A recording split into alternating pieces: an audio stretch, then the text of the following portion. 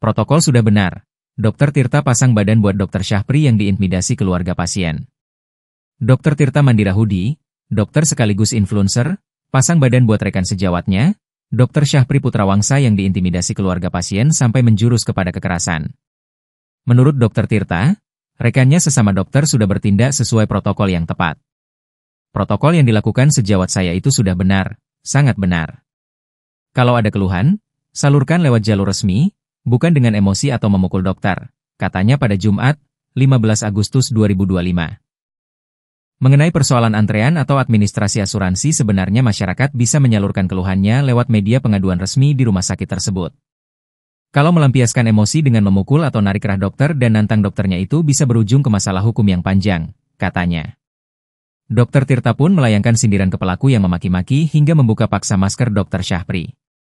Dengan gaya khasnya yang ceplas-ceplos, ia menantang pelaku untuk berlari nyaris half maraton. Ia mendukung penuh proses hukum kasus ini agar menjadi pelajaran atau efek jera bagi pelaku. Jangan sampai kejadian ini terulang lagi. Kendalikan emosi, karena tujuan kita sama, pasien cepat sembuh, pungkasnya.